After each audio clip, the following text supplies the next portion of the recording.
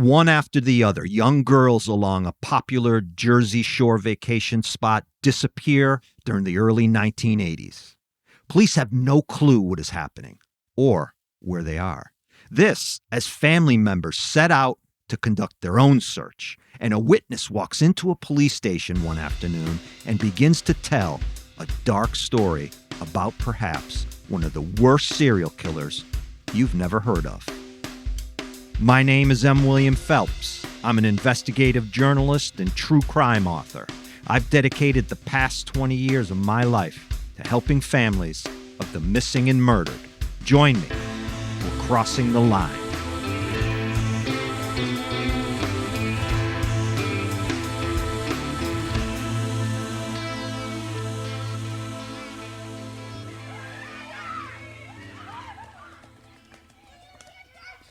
Halloween can be one of those nights when strange things seem to happen.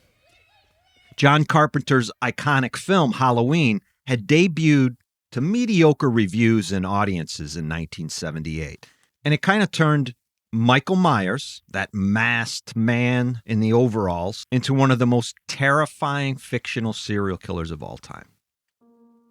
On October 31st, Halloween, 1981, Maria Ciela is 17 years old. Maria has long, straight black hair, big brown eyes, and is known to never be without a smile. Living along the Jersey Shore is a dream for Maria. She's athletic, with a lot of friends, and adored by her fellow classmates. Near 6:30 p.m. that night, Maria is on her way out of the house when her dad stops her, asking, "When are you coming home?" "I'll be back by midnight," she promises. Seems reasonable, right? Considering it's Halloween and she's 17. Where Maria lived in Brick Township, New Jersey, is close to Point Pleasant Beach and Bay Head, halfway south between New York and Delaware. This is the New Jersey coastline, a thriving beach community with all the trappings of any beach town along the Jersey Shore.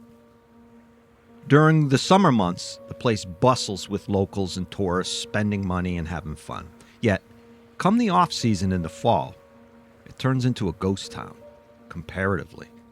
I've been there. There's nobody around, just the people who live there. As Maria walks toward her home along Route 88, the main road there between Windward Beach Park and Bay Head, doing her best to make it back before that promised midnight curfew, there's a local cop out on patrol, and he's heading in the opposite direction, and he's responding to a call. He drives past Maria. He notices she's walking alone. It's very dark and desolate. So the cop makes a note to himself. He'll double back after checking out the call and make sure that the girl, Maria, is okay and that she gets home safely. That's what he tells himself. In all of the photos I've seen of her, Maria presents as a beautiful young woman with a girl next door look. This wasn't the first time she had been out on her own at night. Perhaps a bit naive, Maria is confident that walking alone poses no risk. But taking the time and era into account, it was nothing like it is today. There was a certain trust level associated with walking alone on a dark street. The sort of 24/7 crime reporting we are bombarded with these days was non-existent. At best, we heard about only the most violent, severe, and nastiest crime cases. People didn't stand at water coolers and talk serial killers like they do today. Maria's parents, Armando and Marianne, of course, adore their daughter and have big dreams for her future. By every account, they are your typical, hardworking Italian family living the American dream in New Jersey. As that cop drives back up Route 88 10 minutes later, Maria is nowhere in sight. This area is along a stretch of road, mind you, where one cannot simply duck into a neighborhood or strip mall and just disappear. There's marshland all around, tall seagrass waving back and forth in the wind. So it's not like Maria stopped somewhere to rest or wandered off. She's either made it to her destination or someone picked her up. That's what the cop assumes. Anyway, what can this cop do? She's gone. When Maria fails to return home after midnight, Armando wakes up his wife and tells her that Maria is in trouble. His gut is screaming that something is not right, and he knows it. Midnight turns into the next morning, and Maria is still not home. There's a certain silence in the house, an energy Maria usually adds with just her presence. And now, it's gone. We all know this feeling. You come home, or the phone rings, or you are approached by someone, and immediately you get this visceral sense that something isn't right. I'm here to tell you, that is the feeling of evil enveloping you like a London fog, just waiting for the opportunity to ruin your life. Listen to your gut. Again, I can't stress enough that during this time, we weren't of the mindset that a serial abductor is roaming around scooping up victims. Just wasn't how we thought about missing people then. If a teenager didn't come home, the feeling then was, that's probably by the teenager's own doing.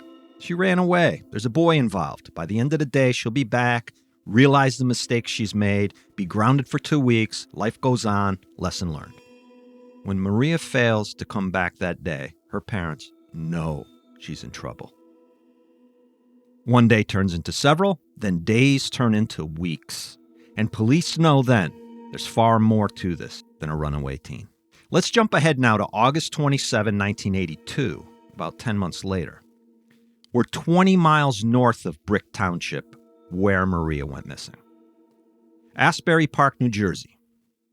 I think many will be familiar with the town name, which has been made iconic at this point by Bruce Springsteen when he titled his debut record, Greetings from Asbury Park. The other image I think will resonate with many people is the Jersey Shore Boardwalk. Carny food, rides, games, music, fried dough, cotton candy, skeet bowling. Yeah, that's it. The beach, people milling about in their Bermuda shorts, copper-toned suntan oil, and those gaudy Jesus sandals. Anna Oleshewicz has these piercing blue eyes and sports that iconic, classic, feathered and puffed up, hairsprayed 1980s do. You know it. You've seen it. A long and thick mane of hair. Think Bon Jovi. She goes by Anna Marie, her middle name. Anna Marie lives in Camden, over toward Philly. But she heads out to Neptune City, where her best friend, Denise Hunter, has an uncle who lives by the beach. Anna is planning to stay with Denise at her uncle's and enjoy a carefree, sunny weekend getaway. Being from New England, this is so familiar to me. 18, 19, however old we were. We'd get into a car and head to the beach for the weekend. Sneak some beers, maybe some wine coolers, flirt with the girls, hang out with friends. It's a hot summer afternoon, and Anna and Denise are enjoying the sun, sand, and people. Anna is excited about walking up and down the boardwalk. One of 5 kids, she's due to start classes at Camden County Community College in the fall and get serious about becoming an adult. This is her summer to enjoy herself. Out and about, tired from walking, Denise and Anna Marie take to a bench on the boardwalk and sit. Denise says she has to use the ladies' room, gets up and tells Anna she'll be right back before disappearing into a crowd of people, leaving Anna Marie sitting by herself. When Denise returns from the ladies' room 10 minutes later, Anna is gone.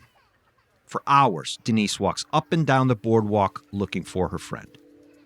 No luck that afternoon, she heads back to her uncle's, finds no sign of Anna, and again, listening to her gut, feels something is very much off, so she calls the police. The local police encourage Denise to file a missing persons report, which she does immediately. By Sunday night, Anna's family is beyond concern when she fails to return home. If there is one thing they can count on where Anna Marie is concerned, it is her dependability and communication. She always let her family know where she was going and when she was due home. Except, it seems, for this weekend. When Monday turns to Tuesday and then Friday comes to pass and there's still no word from Anna, her family is certain she's met up with foul play. There is just no way Anna would ever take off and not contact them. For weeks, mainly on the weekends, one of her brothers drives to the boardwalk with a photo of Anna and walks around asking if anyone has seen her. I mean, that is an image that just grabbed me by the lapels. I could just imagine this brother pleading with people.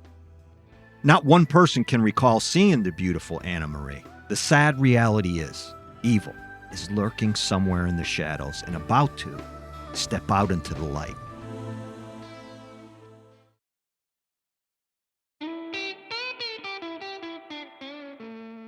You know, in reviewing this case, something came up for me. I guess we call it triggering now. There was a time, and I bet a lot of you can relate to this, when I took life for granted. Not that I didn't care. What I'm referring to is mortality.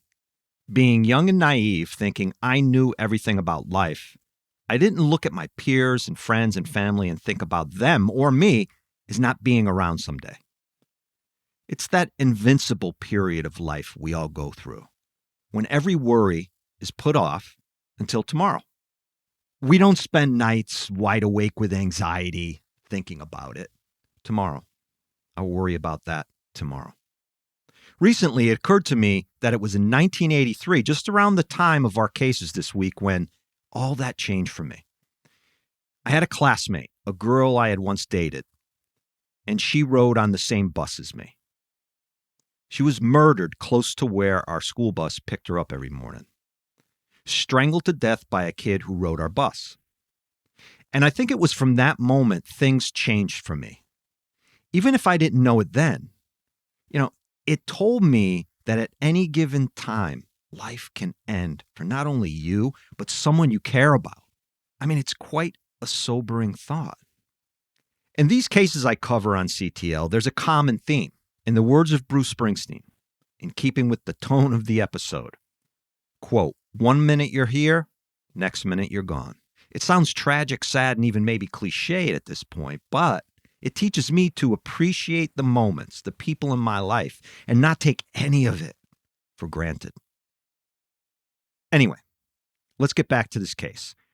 We left off with 2 young women missing in New Jersey, about 20 miles and 10 months apart. Police are stumped, no idea what happened to these girls. As time moves forward, there would be more. Many more, in fact. Right around the same age, in the same general area, during what is a 2-year period. About 5 months after Anna Marie goes missing from Asbury Park, there's a break in the case. A female skeleton is found in a vacant lot behind a fast food restaurant in Ocean Township, New Jersey. This is about 4 miles or a 10-minute drive north of Asbury Park. How was it those remains are recovered? 2 things happen. The first occurs on January 21st, 1983.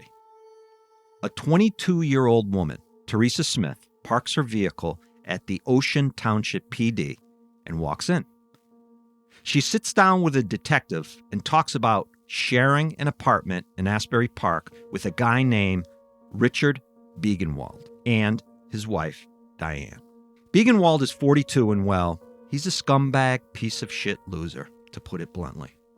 Hangs around all day doing nothing but drinking, smoking weed, doing other drugs. He fights with his wife. He smacks her around. He's got a rap sheet of crimes he's committed, from arson to robbery to assault to much worse. And those are the crimes, I might add, he committed just during his high school years. Then he graduates to bigger things. At 18 in 1958, Biegenwald and a friend are trolling around Bayonne, New Jersey after stealing a car in Staten Island, where the scumbag lives with his mother in the family home. Biegenwald and his friend stop at a deli. Inside, Stephen Slidowski, a 47-year-old local guy, adored by his community and family, the proud new owner of the deli, is working the cash register. It's early evening. This, mind you, after Stephen has spent all day as Bayonne, New Jersey's assistant municipal attorney. He had purchased the small deli for his wife just 4 months earlier, but helps her out all he can. Slidowski is in there alone, Biegenwald tells his partner in crime, who is driving the stolen vehicle, to wait in the car as he gets out, walks into the deli. Inside, Biegenwald doesn't say anything. Instead, he pulls out a pistol, shoots Slidowski in the chest without warning, robs the place, and leaves. There's no confrontation or reasoning, or even giving Stephen a chance. Biegenwald murders the guy in cold blood for no reason whatsoever. Apparently, just because he could. This is the type of guy we're talking about. Somebody hears the gunshot, calls it in, and a chase with cops ensues. All the way to Maryland, where Biegenwald gets out of the car and begins firing at police. Finally, he is subdued and ultimately found guilty of murder and other crimes and sentenced to life in prison. And I want to repeat, life in prison. Remember, that was in 1958. Well, Biegenwald is a good boy in prison. And so he is paroled. Yes, paroled after spending 17 years behind bars for first-degree murder. It's the mid-70s when Biegenwald is released. I mean, really? Fucking parole boards, right? They let murderers out of prison. And it seems randomly, with no consideration for their victims. Or no consideration for future victims. In early 1983, this woman, Teresa Smith, who knows Biegenwald and his wife, is inside the police department talking about Biegenwald, telling police a story that is quite incredible. In the days before, two young boys are building a fort behind a fast food restaurant in Ocean Township. As they are digging in the dense underbrush there behind the store, they come across the dismembered remains, that skeleton of a young woman. It's Anna Marie. She had been shot dead in the head, dismembered, and buried. Seeing this in the news was what sent Teresa Smith into the police department to talk about this weird guy, Richard Biegenwald, who hangs around all day and beats up his wife. Teresa thinks Biegenwald is responsible for the girl's remains found in the back of the store. She heard him talking. Soon, other people come forward, people who know Biegenwald.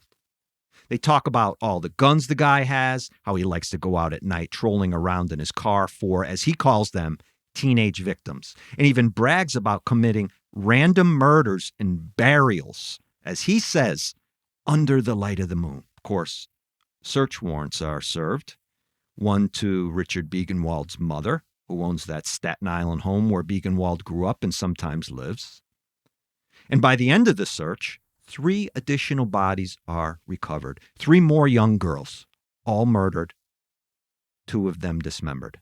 They find 1 additional body near Anna Marie in the back of that store, a reputed drug dealer Biegenwald had been fighting with. Look, there are, I am certain of this, additional victims out there of Biegenwald's, and we'll never find them. In May 1983, Biegenwald is indicted for the murder of Anna Marie Oleshewicz, with the other cases pending grand jury indictments as well. When you get down into the huddle with detectives working cases today and you talk about this stuff, Biegenwald is the type of serial killer police fear. Let me explain. Biegenwald is a guy the community at large was at great risk from. With many serial killers, the greater community is not at any risk of being a potential victim. It's not how most of them work. That's because a majority of the serial killers we read about and watch streaming service docuseries about fit a mold. They target specific victims, sex workers, children, vulnerable women, college girls, and are driven by sadistic rape fantasies. And they have really a specific MO built around their psychopathy. These are what I'll call the common monsters. The men who prey on the vulnerable and with each murder give themselves away more and more. Investigators, once they lock onto a theme within a set of victims, can begin to make strides in those types of investigations. With a guy like Richard Biegenwald, it's almost impossible to investigate this guy unless witnesses come forward like they did. As details of Biegenwald's crimes emerge and investigators begin looking into his life, there's no Hollywood element to this guy, to his kills, to his life. There's no shine to put on him. He's a cold-blooded killer who strikes seemingly at random, which makes him what? Very dangerous. Remember, Biegenwald served 17 years of a life sentence after killing that deli shop clerk for no reason, and he was released in 1975. The system had him locked up. The system let him out. And it was only after that when he went on what we'd call a thrill kill binge and murdered these young women and that drug dealer. 5 or more people would still be around today if the system followed through on its promise and kept this guy in prison for the years he was sentenced to. Look, I'll stop there, or the remainder of this episode turns into me raging about judges and parole boards. In fact, it was while he was in prison that Biegenwald met other like-minded creeps and sociopaths and began plotting future crimes. One man, Darren Fitzgerald, a gun runner whom Biegenwald met in prison, moved into the same apartment building as Biegenwald, there on the Jersey Shore, so they began hanging out together. It was Fitzgerald who helped Biegenwald abduct and kill Anna Marie Oleshewicz.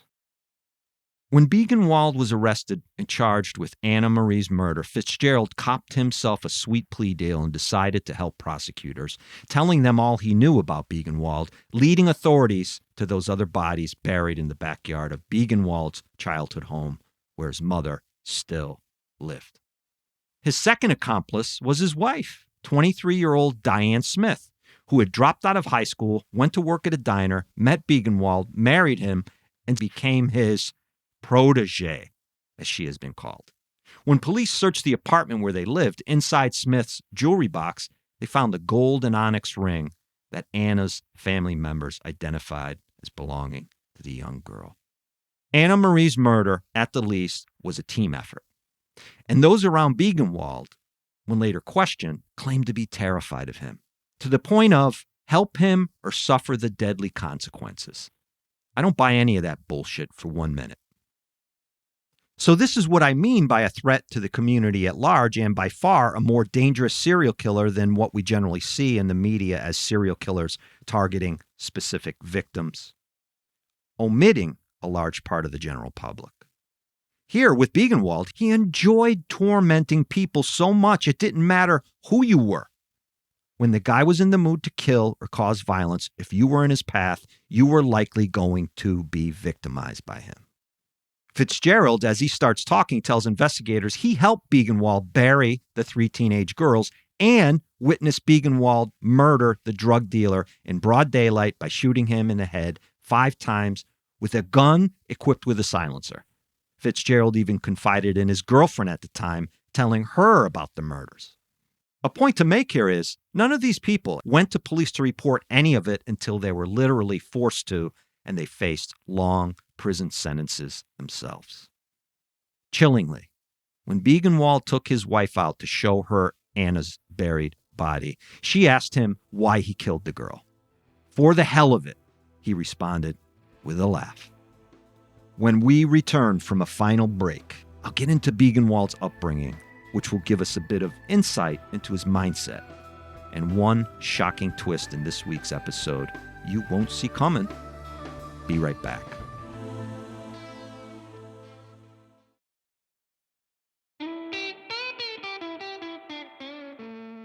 As Richard Biegenwald begins his journey through the court system, utterings of an abuse excuse type of defense surface. And as we get into his early life now and how he was raised, I want to point out that this argument falls flat. It doesn't hold any water whatsoever, and really never does. Never works. Look, some people are born evil, actually born psychopaths. Call it a genetic dysfunction or birth defect. We now know some people are born without empathy, without the capacity to feel or to give love. That part of their brain is missing. This monster, Richard Biegenwald, was one of those. There's no doubt in my mind about that. And the fact that he had a dysfunctional childhood is no damn excuse for killing people when he felt like having some fun. Richard was the only child of Albert and Sally Biegenwald of Staten Island. Albert had his right leg amputated after a train accident when he was 11 years old. Albert was a savage alcoholic, according to court records, and was said to have absolutely no interest in his family. Sally has been described as rigid, stern, and a disciplinarian. Both parents said they had no control over little Richard. When Biegenwald was 5 years old, he tried unsuccessfully to set fire to the Biegenwald home and was committed by his parents to the Children's Psychiatric Center in Rockland County. This is at 5 years old. Most 5-year-olds would not even know how to start a fire, would be afraid of fire. So you see, he was right from the start displaying signs of an evil seed growing within him. And this doesn't mean every kid born without empathy will grow into a serial killer. That is not what I am saying here. I need to make that clear. Other factors have to come into play. That's an entire Crossing the Line episode altogether. In 1948, Richard is transferred to Children's Village, a private school for disturbed children in Dobbs Ferry, New York. And this is where Biegenwald develops a drinking habit and starts gambling. 2 years later, he is sent to the State Training School for Boys in Warwick, New York. And he kind of runs this place.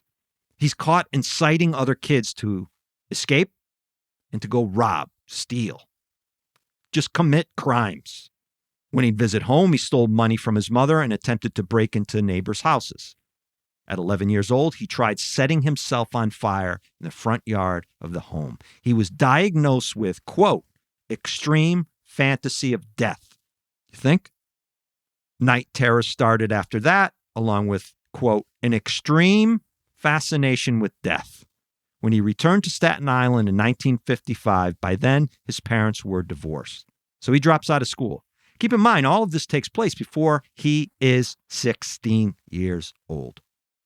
When he was charged for murdering that deli clerk at 18, Biegenwald could have received a death sentence. His lawyer argued in front of Hudson County Court Judge Furman Reeves that this unfortunate situation would not have happened if he had received help in the institutions where he was a mental patient as a youngster. Yeah, okay. In prison, one report noted that Biegenwald was extremely meticulous, cleaning his cell and washing his hands obsessively. OCD. That's what I reckon. None of it excuses him from being a callous, cold-blooded murderer of the worst kind, who should have been locked away for life after he murdered the deli clerk. Fuck's sake. He murdered somebody. Inside of 20 years, he's back out on the street. What do you expect? Biegenwald would take his wife to shopping malls and on strolls along the boardwalks of New Jersey's shoreline and groom her. Tell her they were searching for victim-like people, specifically teenage girls. When it came to Anna Marie, Biegenwald told his wife, I want to see if you are as cold-blooded as me. He wakes her up one night explaining how he had just lured Anna with an offer of smoking some weed. Remember, she was sitting there with her friend. So he must have came by, offered her the weed. She took a walk, and then he snatched her. So here's his wife looking out a window down into the driveway that night that he abducted Anna. His wife sees Anna sitting in Biegenwald's car. He then tells his wife to go back to sleep. The next day, the wife notices sand and what she presumes to be mud in the car, which is actually, of course, what? Dried blood. When she asks him about whether he had actually picked up a victim, referring to the passenger he had pointed to the previous night, he says, come here. I want to show you something. Biegenwald walks his wife over to their garage. They go inside. He lifts up a mattress and shows her Anna's body underneath. He says, I was due for a victim. It was 5 months from that day before that woman living with him and his wife walked into the police station and reported Biegenwald. His wife said nothing. I just want to give the names of his known victims here as we close out this week. Maria Ciela, she was 17. Deborah Osborne, also 17. Betsy Bacon, also 17. Anna Marie Olishewitz, 18. William J. Ward, 34. Look, there's so much unknown about this guy and his life of murder and stalking and violent crime. I'm certain there are scores of victims of every kind out there who ran across Biegenwald's path at one time or another. He was found guilty in Anna's case and sentenced to death in 1983. The death sentence, of course, was overturned years later. He was resentenced to life in prison without parole, and thankfully, he died in prison on March 10, 2008. Thank you for listening. I'm grateful for every one of you, and I mean that. Please tell someone about us. I'd really appreciate that. Till next time, be safe, be aware. Sources for today's episode come from 5 Killings, A Fearful Silence is Broke, New York Times, by M.A. Farber, May 9, 1983. Biegenwald on trial, described as hunting for someone to kill, New York Times, by Alfonso A. Navarez, November 29, 1983, along with several affidavits and court records that I researched myself. Crossing the Line is produced by M. William Phelps, LLC, and Talk Boom Productions. Written and executive produced by me, M. William Phelps, with Catherine Law. Audio mixing and mastering by Matt Russell.